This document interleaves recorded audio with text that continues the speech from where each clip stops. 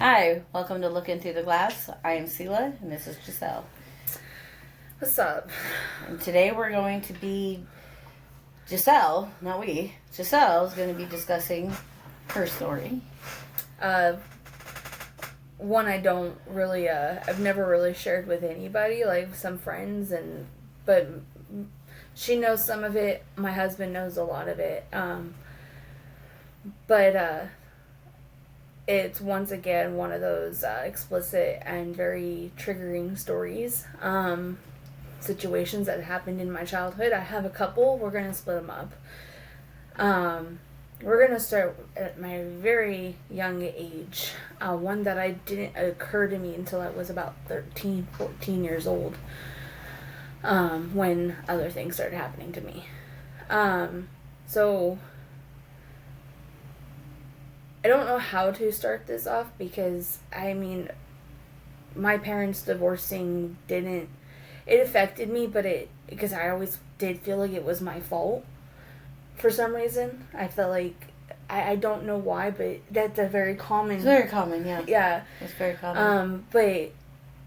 And then when my father wasn't so much around or didn't talk to me as much, it made me feel like I was the problem. But then when you got with your ex-husband... You can say his name, it doesn't matter. Okay. Okay. What's he gonna do? Get us for Denver? What is it called? I'm not putting his last name out there. Of character, please. So you met Josh, and I do remember a little bit of the fun times, the good times. You know, when we went to the park, being chased by geese. I very much remember that. That was traumatic to me. But we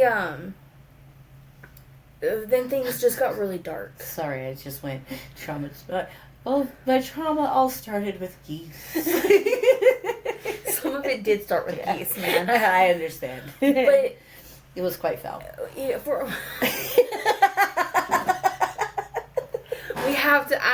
I make jokes with my... I apologize. I couldn't help it. I that's how I deal with my traumas, is the jokes. Yeah. So that's what helps me get through it. But at some point, I remember when things got really dark. I don't quite remember exactly when, but I felt the shift. And we lived in a trailer park. And I was always a chubby kid, so got made fun of a lot. I always tried to fit in because I just wanted to have friends. I was one of those, I want to be accepted, so I'll do whatever I can to be accepted. Because I didn't feel accepted anywhere else. And that started at such a young age. I was 7, 8 years old. I was in second grade. Well, it started pretty much when Josh walked into the picture, probably even before that even. Yeah, but... in certain aspects, I'm sure. I just remember being in second grade when this all happened, when everything just started to get really, really bad for me. Because I guess I don't really remember so much before that. I don't let myself, maybe. Yeah. Very much wanted, like I said, back burner popcorn. Could be a reason. Yeah. There's little bits and pieces. But I remember making a friend. They lived across the street. Him and his brother became really good friends of mine. Best friends, like, we were inseparable. Yeah, I remember him. And I loved that kid. I was like, I'm gonna marry him. 8-year-old, mentality, I'm gonna marry this guy. I had the biggest crush on him. His family was super loving and sweet to me, too. And he was truly the only friend I had. I didn't really have any other friends in the neighborhood. And I did have a couple, but they weren't what I now would consider friends. They picked on me. I always got made fun of. I always got left behind, and I didn't know how to take that. I would laugh with them when they made fun with me. Yeah. Or as a defense, like, because to fit in. Yeah, and it didn't hurt me. Yeah, you're not gonna, you didn't break my skin type thing. Yeah. And I remember always finding myself alone. Like, I would go to the playground that was just over behind us, and I would sit there and I would wait for somebody. And one day, I think I don't remember a whole bunch, because like this, I was 8 years old. This was 20 years ago. You let me go over there by myself. My friend was supposed to come back from his karate practice, and he ended up staying late. But he was supposed to meet me over there. I remember the whole thing. And so these two kids walk over, their brothers. I remember them because every once in a while I played with. I knew the younger one, not the older one.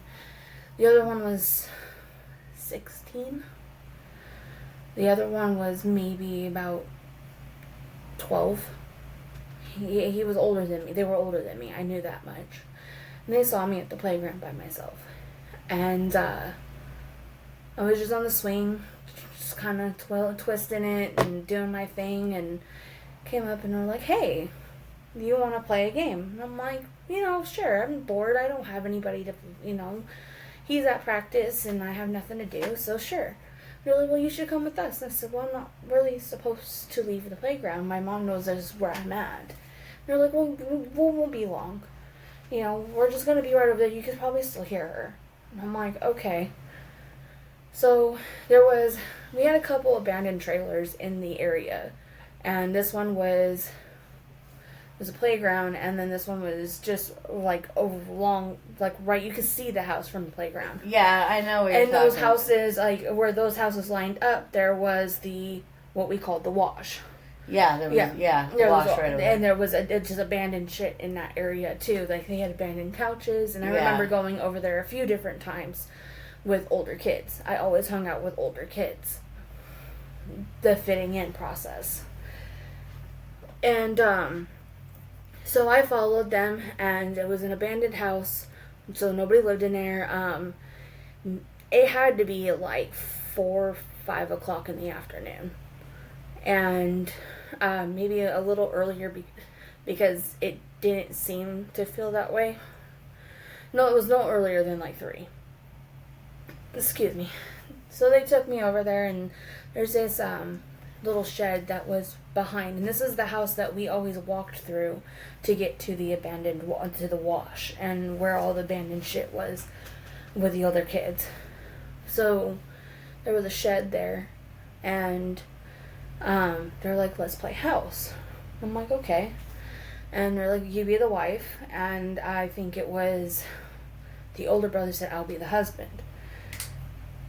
And the other brother was like, well, what am I going to be? And I don't quite remember what that was going to be. I think he said, you'll just be our son or something like that. Something weird like that. And I was like, okay, so, this is my mud making pie days. Like, yeah. So we were playing the game and everything. And, the honey, I'm home type ordeal came from it. And he kissed me.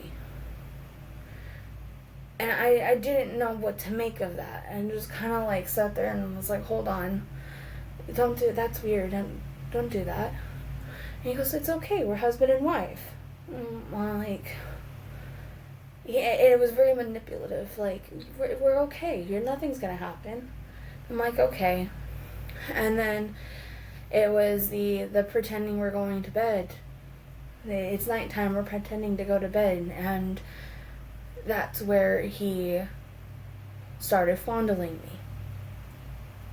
And I didn't know what to make of it, because he's like, it's just part of the game, and I'm like, okay. And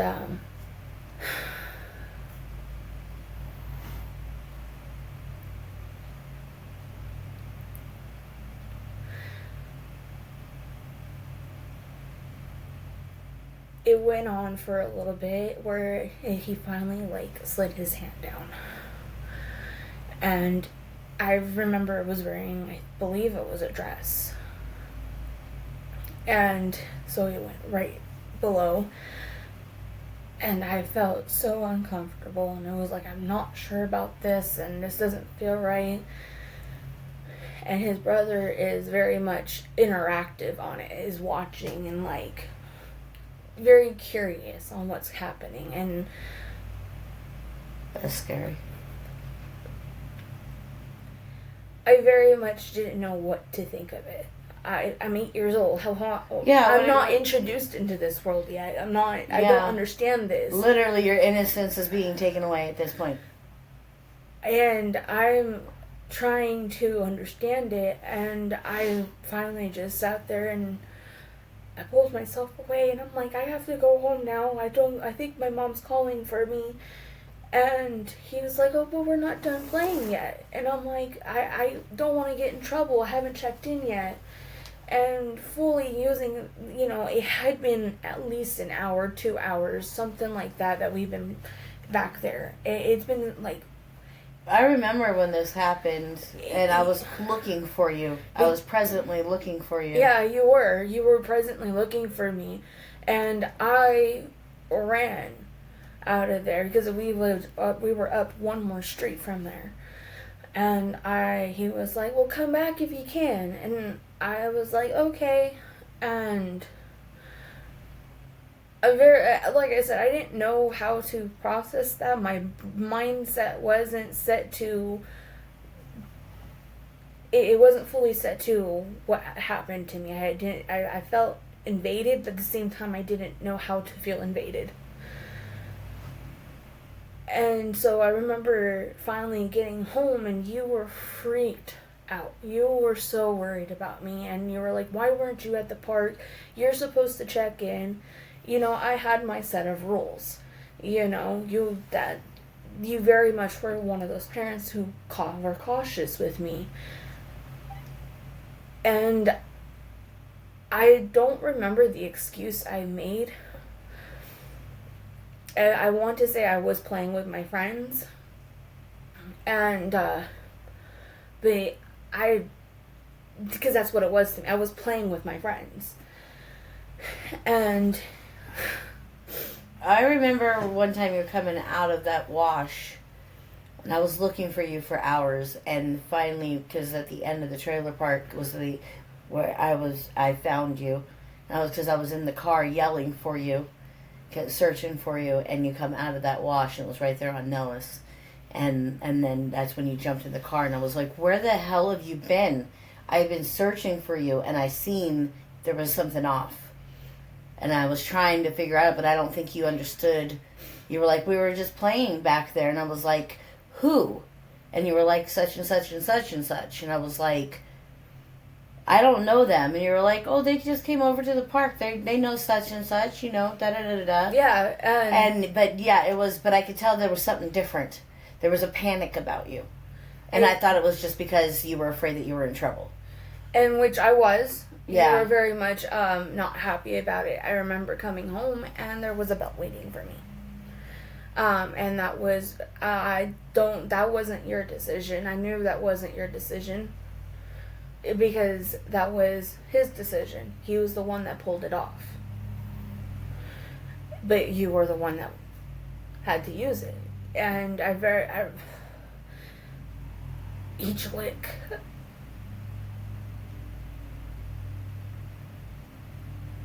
I think that was the start of me breaking.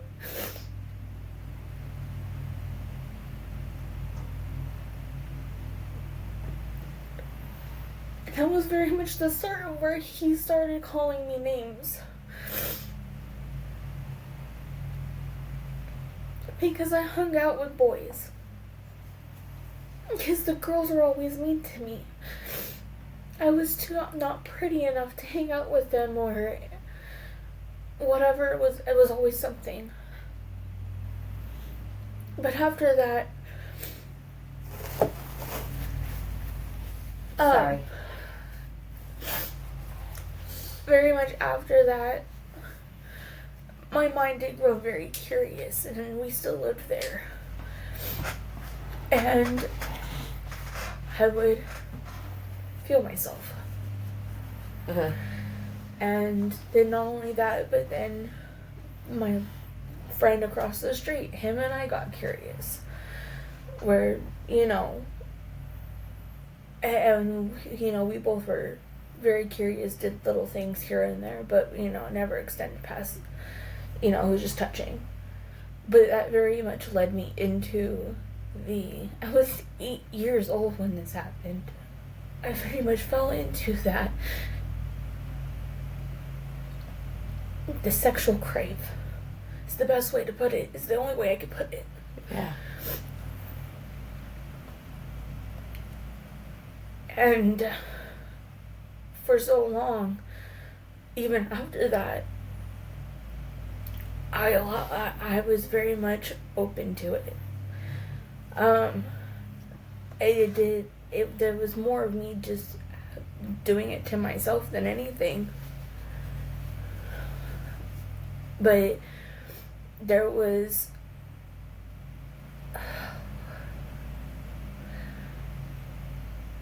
the name calling and the openness of being okay with the demeaning of being used. I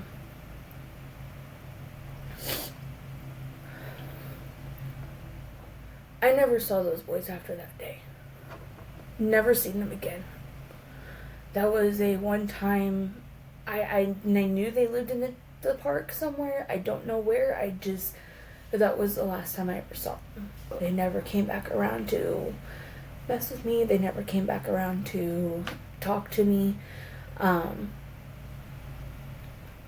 that's when I started having acts of urinating on myself. Acts of, and you're well aware of this, where I would take a diaper and I would pee in it and then set it in my closet. And say I was scared to use the bathroom. Yeah. I was just thinking about that. I was like, that explains those things. And I never knew how to process that. I never knew how to tell you. I sure the hell couldn't tell Josh.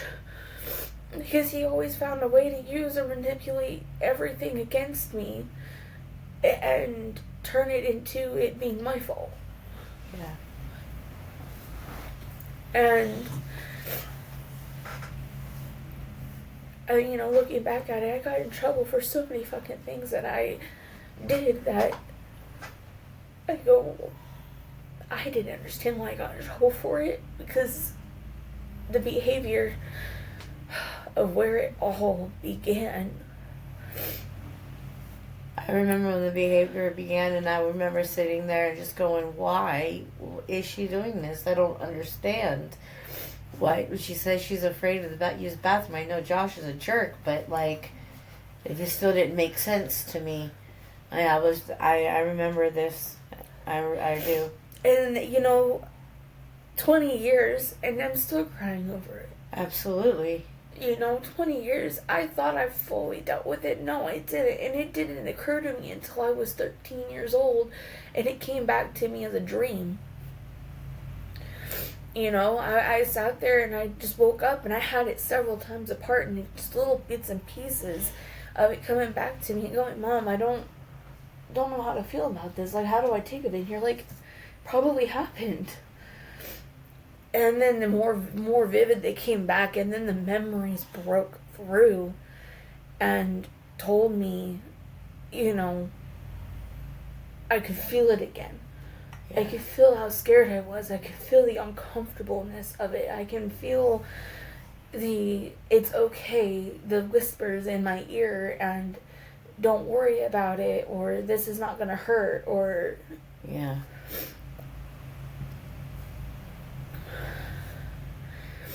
There was so much that happened in that time frame where I lost track of time, and I understand what you're talking about, that stillness, but everything all runs together at the same time. Yeah. It all just melds into this just space. And even it was mainly the 16-year-old, or however old he was. I really... Yeah, I know. It was mainly him. Old enough to know better, but he absolutely 100%. And this is the horrible thing about growing up in Las Vegas, this was very common. Yeah. Very, very common. You couldn't, in Las Vegas, you just couldn't trust anybody. And, there was parts where after we moved out of there, I remember when we moved in with his parents, and we lived with his parents, not too much happened to me then, but that's where the more of his verbal abuse came in towards me when you weren't around. And, I did have an older friend. It was the girl that lived across the street. I think she was Vietnamese. Yeah, I remember her. And, very, very sweet. Sweet. And I went over there, and we would hang out and spend the night, and yeah. She introduced me to all kinds of different little foods and everything, and that was what I learned, to have a real friend outside of my best friend that I had when I was in first grade. But her and I were moving around everywhere. We followed each other, Yeah, but at that point in time, you guys weren't in contact. No, and, and I had other kids in that neighborhood that would literally shoot me with paintballs. Oh, I remember. You got picked on so harshly, even by your teachers. I remember going and talking to the principal, was like, either you handle this right now or I will, and I promise you, you will not be happy with the way I handle it. I remember going to the principal and being like, okay, no, I am done. And especially when I found out when she hit you in the back of the head with a book, I was like, you either handle this right now or I will. That was between when everything happened to me at 8 and between 10. Yeah. Yeah, and that was when we lived with my grandmother. And I remember that. And it was some dark, dark days. And what I remember a lot of it, but putting it in a time frame is very, very difficult for me, because I just remember it. I remember you've got the time frames right, pretty much.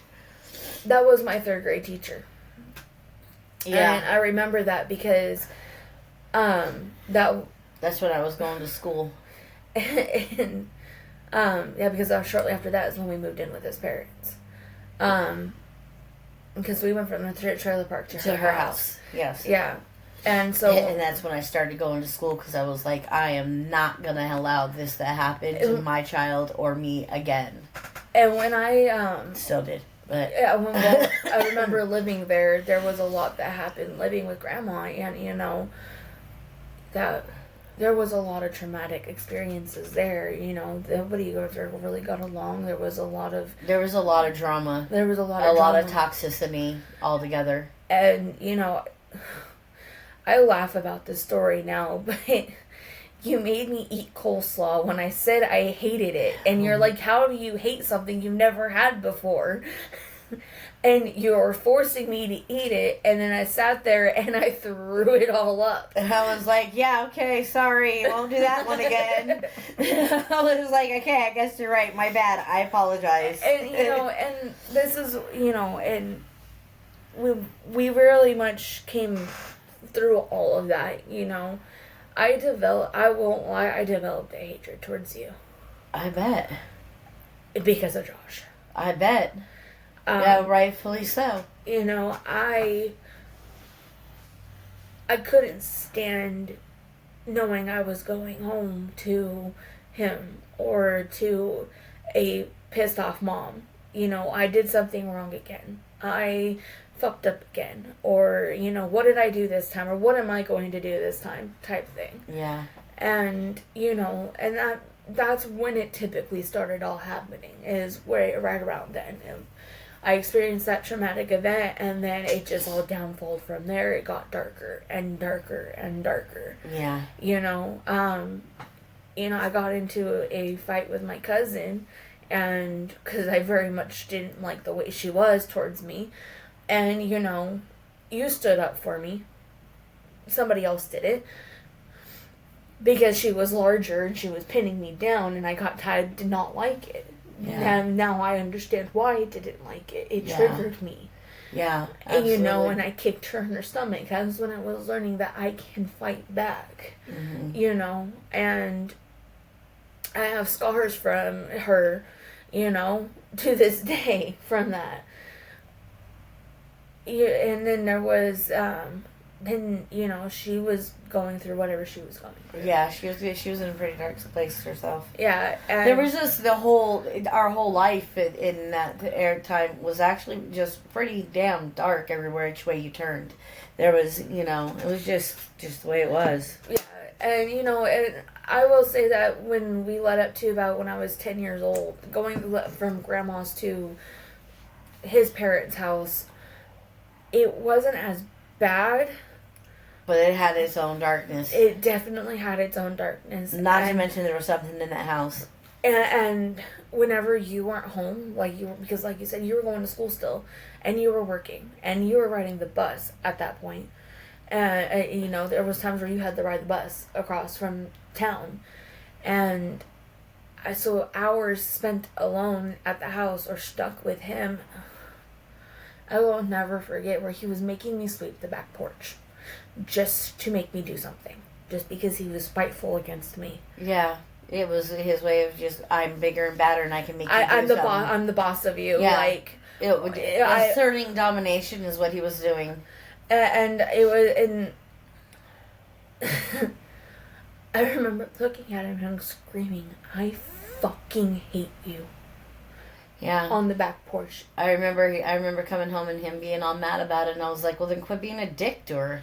I just remember because I was so done with it, because he was always picking on me, and he was always mean to me, and it was, I'm gonna make you do, you're doing this, and you're doing that. He never came at me in a predator way, but he was always making sure that my life was fucking miserable. Yeah. And I absolutely felt the hatred from him. I never understood why. I was like, why? What did I ever do to you? Nothing. And, it was pure jealousy. Or it was, I did this for you. It was pure jealousy is what it was. I can tell you right now, it was pure jealousy because you loved your father. I used to get in fights with him all the time. I'm like, what the fuck do you expect, you idiot? My father wasn't so active. It didn't matter. That was your dad, and you fucking loved him, and you had every fucking right to love him. He was my dad, and it was just the immaturity and pure jealousy. And but I remember sleeping in it, and I was getting madder because he was just talking shit. Yeah. And he kept going, and I finally just looked and said, I fucking hate you. And he was like, what did you say? And I screamed it at him again. I'm like, you fucking heard me. And, I'm 10 years old at this point, and I remember him dragging me by my arm into the house, and he was going to hit me. I felt it. We both knew that feeling. I was ready for it, because I finally was going to be like, I can hold something against you. Uh-huh. And, no, instead he threw me across the room onto the bed, and that was it. He walked out, he locked me in the room, and I got out through the bathroom. Because the bathroom was connected to the Yeah, I remember. But that was, he just threw me across the room onto the bed. Well, because it wouldn't have only been me coming down on him at that point in time. True Colors would have showed, which True Colors showed anyways, that his mom would have absolutely lost it on him. Yeah, that was the first time he ever actually grabbed me. Yeah. That was the one time where He knew not to leave physical evidence with you because that would have been it.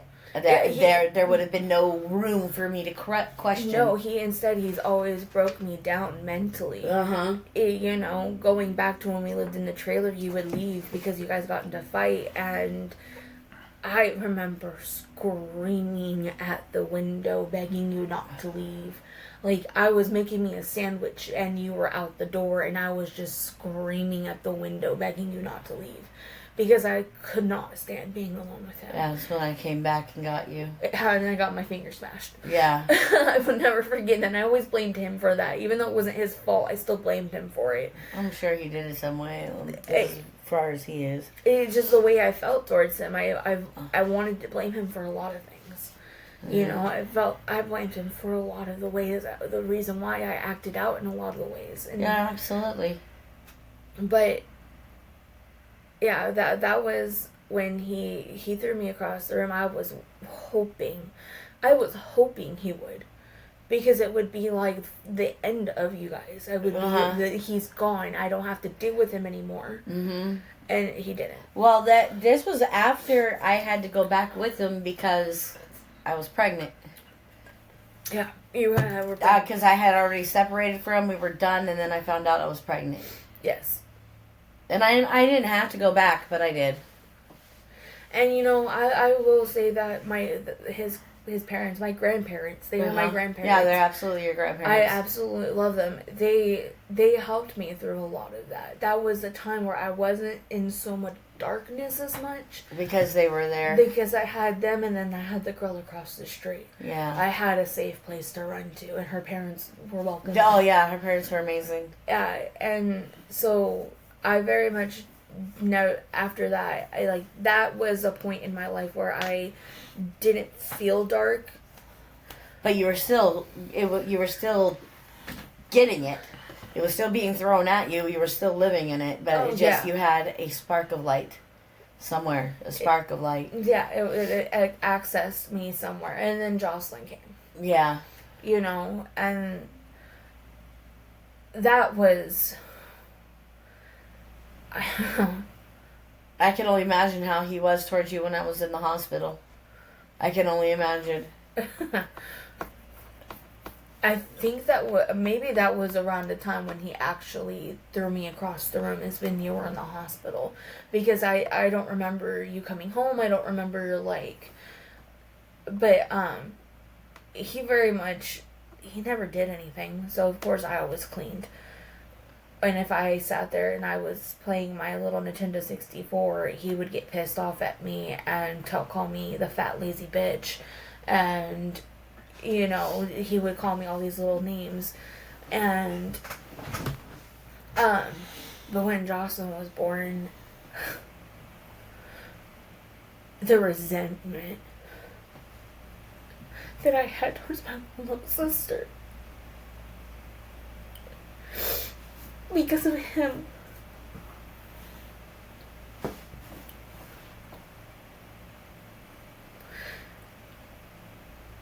I remember sitting there going, you telling me that she was born, you came home, and that she was born and she didn't come back yet with you because she was, you know.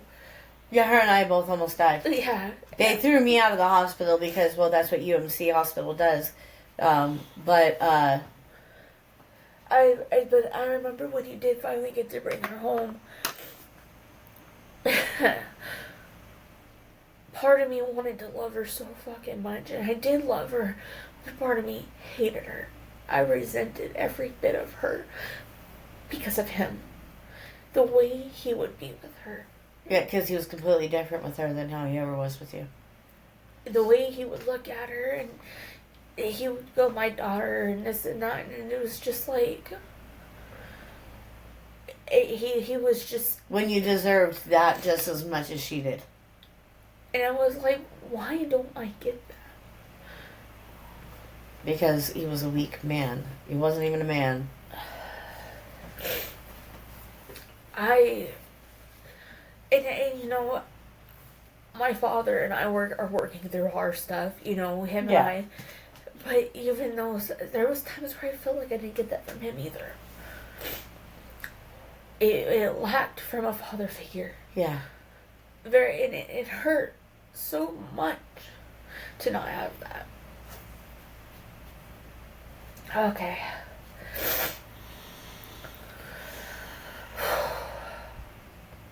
A lot. It is a lot. It's a whole lot. And talking it all out at once is like, whoa. You can take a break if you want. You know, we said we wanted to break this up, and think stopping at that point. We don't want to overdo you. You are pregnant, you know, and this is a lot to unload. This is 30 years of, we're just about. Jesus Christ, thanks, Mom. You're welcome. Thanks for making me feel old. I just made Grandma feel really old. But this is, and there when we talk about Josh, when we discuss him, the amount of pressure that we feel is still to this day is quite a bit. The abuse was beyond what most people can possibly imagine. The torment. And that was before it even got worse. Yeah, that was before it got worse. It got even worse, but I feel like stopping with Jocelyn, because between that point and a lot of things changed. Yeah. Because that resentment did kind of go away. It did. At some point. I don't remember when it did, but there was... Probably when I finally started standing up for you. I mean, come on. I mean, I know at a younger age, before she was even 1, is when I stopped having a resentment towards her and just put it fully towards him. Because that's where it belonged. You can't stay mad at her. You couldn't. She was too damn cute. She was my baby sister. Uh-huh. And she was, yeah, my brother made me a big sister, but him and I did not have a relationship. Yeah. And we very much argued and bittered, and we hated each other. I didn't want that with her. I wanted to be a big sister. Yeah. And she allowed she allowed me to be that. And, and yeah, like you said, she was too damn cute. She was just too damn cute. But I think that's a good stopping point. Because, yeah, that's only 10 years old. And